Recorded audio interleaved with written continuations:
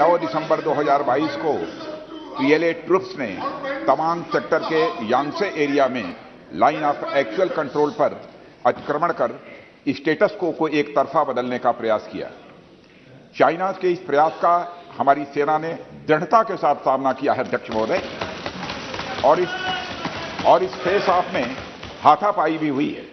भारतीय सेना ने बहादुरी से पीएलए को हमारी टेरिटरी में अतिक्रमण करने से रोका और उन्हें उनकी पोस्ट पर वापस जाने के लिए मजबूर कर दिया अध्यक्ष महोदय। इस झड़प में दोनों ओर के कुछ सैनिकों को चोटें भी आई हैं और मैं इस सदन को अवगत कराना चाहता हूं कि हमारे किसी भी सैनिक की न तो मृत्यु हुई है और न ही कोई गंभीर रूप से घायल हुआ है। इंडियन मिलिट्री कमांडर्स के टाइमली इंटरवेंशन के कारण पीएलए सोल्जर्स अपनी लोकेशंस पर वापस चले गए अध्यक्ष महोदय, और इस घटना के पश्चात एरिया के लोकल कमांडर ने 11 दिसंबर 2022 को अपने चाइनीज काउंटर पार्ट के साथ स्थापित व्यवस्था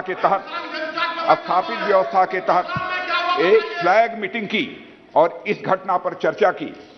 चीनी पक्ष को इस तरह के एक्शन के लिए मना किया गया और सीमा पर शांति बनाए रखने के लिए कहा गया।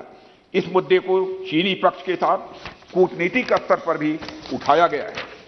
अध्यक्ष महोदय, मैं इस सदन को आश्वस्त करना चाहता हूं कि हमारी सेनाएं हमारी भौमिक अखंडता को सुरक्षित रखने के लिए पूरी तरह से प्रतिबद्ध हैं और इसके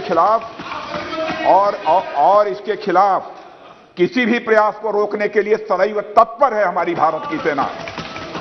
और मुझे विश्वास है कि यह सदन हमारी सेनाओं की वीरता और साहस को एक स्वर से समर्थन देगा।